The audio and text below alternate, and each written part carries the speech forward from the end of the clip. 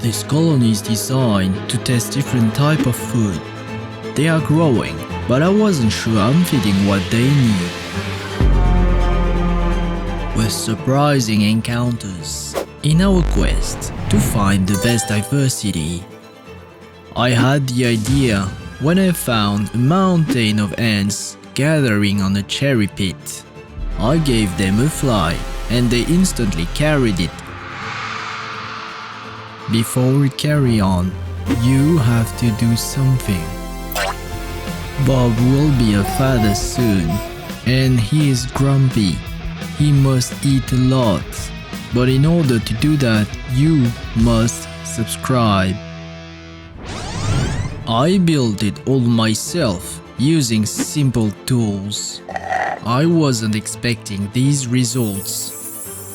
There was even some strange ritual. It wasn't a complete success, and some change were required. Let's open the gate to this new world. Between the frog and the fish will sit our lab. I had one constraint. Everything must be held with push pin. And it works well. This is their spots for the past few months. The system will consist of 7 different stations, one color for one type of food. They are all safely linked together, with the final colony at the end, but they need to succeed at the challenge. Let's build everything first. This is for the colonies, with a sheet of acrylic and some 3D printed guides. I'm using a jigsaw with a metal blade. It allows me to cut the plastic without cracking it. There is one more step, but we'll see later on. The stations are 3D printed, but I need to make the clear cover.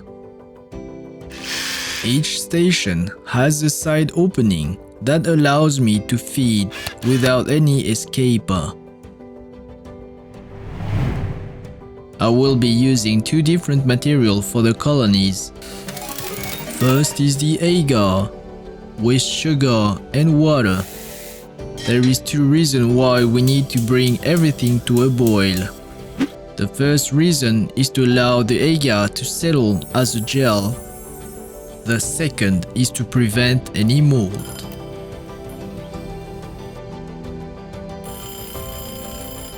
The agar will start to solidify at a temperature of about 40 degrees.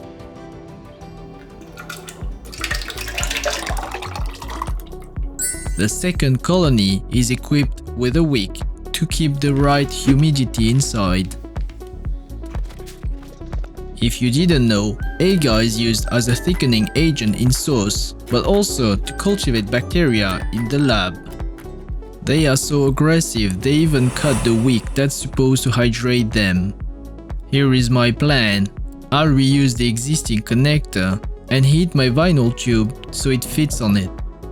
I must be quick. I have to hurry up for the build, cause they are trying to escape. Oh boy, I can't wait!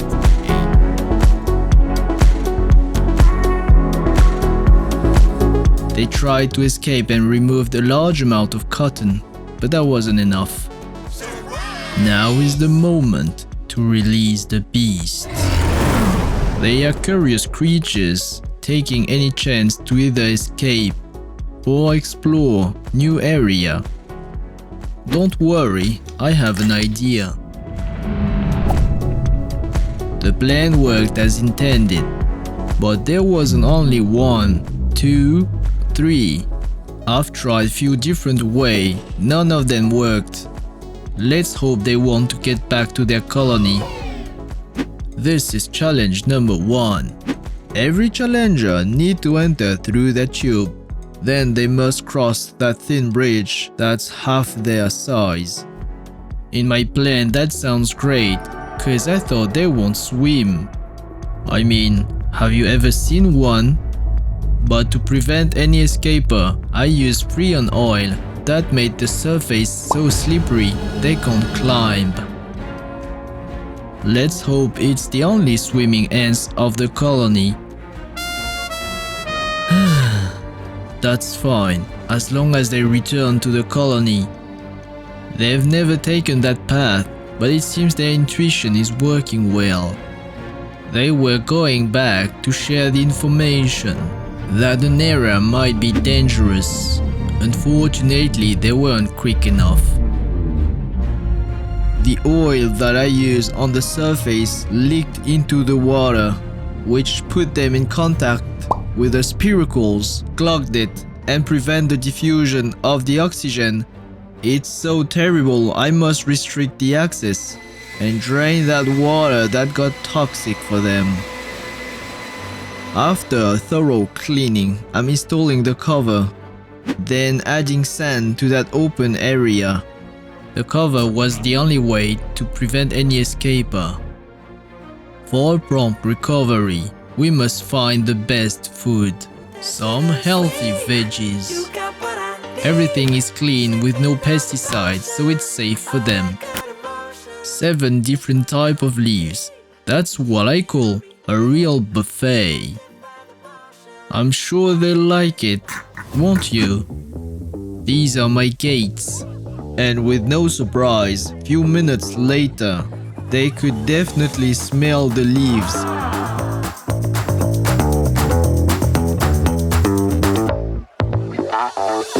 In the end, I found that they were trying to escape, not eat. What does internet says about that?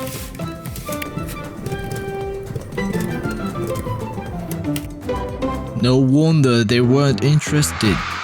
This is now the new menu, consisting of 7 different types of food.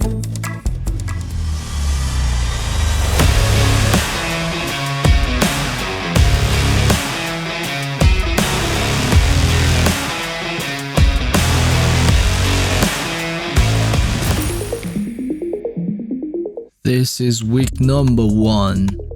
First question: what is the name of the process that ants use to share their food? It's called trophallaxis. It ensures that each member of the colony receives enough food. The sugar was a success. Let's see with the fish pellets. They were attracted by the smell, but that was it. Let me try harder for those picky eaters.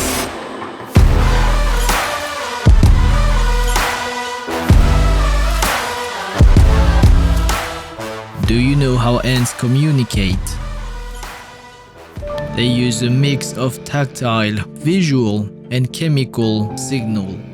They often clean their antenna to be able to perceive them. I also observed that they apply the pheromone while walking. Preparing for the next step, I found this surprising, shiny grasshopper. You only have 1% of chance to find it. You can find grasshopper in any garden. There is different species and you'll need some practice to catch them.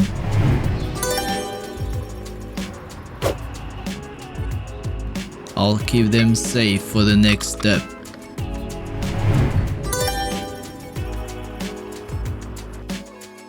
I'd like to know what's coming out of these. Last catch for this pot. And then around this area, there is some giant grasshopper. That's now enough. Let's get back inside. Pay attention to that ants. It is marking the area multiple times, intensifying the signal. The prey might be too big for you. You should get back to your colony and call your friend. Then the signal finally worked. Somebody joined. This second ant was more reasonable and targeted the easiest prey. You can now see how the pheromone is effective. That's an incoming feast, trust me.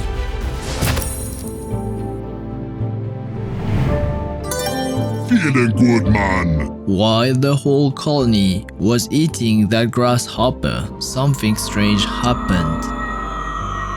After some search, I've seen that ants mark some dangerous area that way. Lemon is definitely. I'm now curious about this next protein. It is just plain white chicken that I blanched. It seems that they don't like any processed food.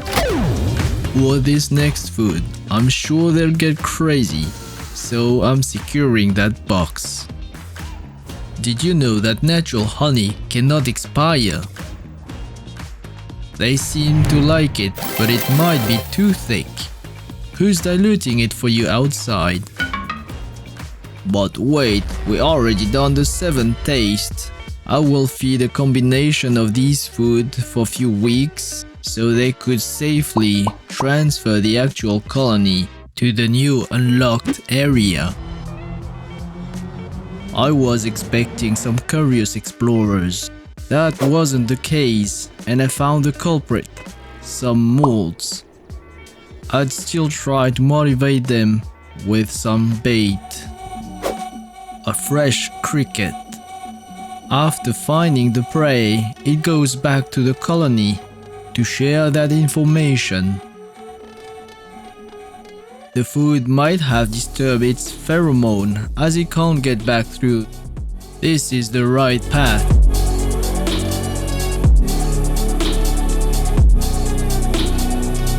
It might seem straightforward for you, but don't forget they are inside of the tube.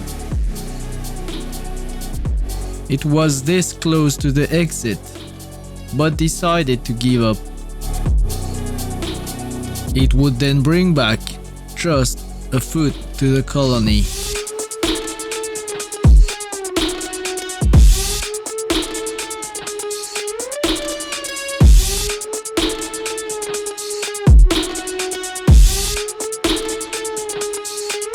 While they were eating, it brought back the rest of the cricket. First the ants are eating, then they feed the larvae. Remember about the challenge. I want to teach them that there is some food available further from their actual colony. The activity is intensifying.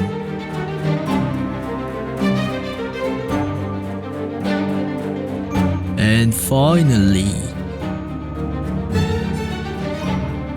they aren't interested in that cricket, even though it's one of their favorite food.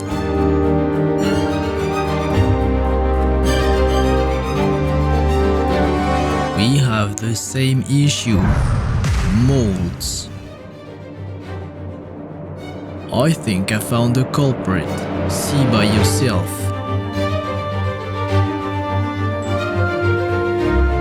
I proceed and change the agar for some dirt, and it seems that they like it. But I won't give up on the sand colony, so let's use our last bait.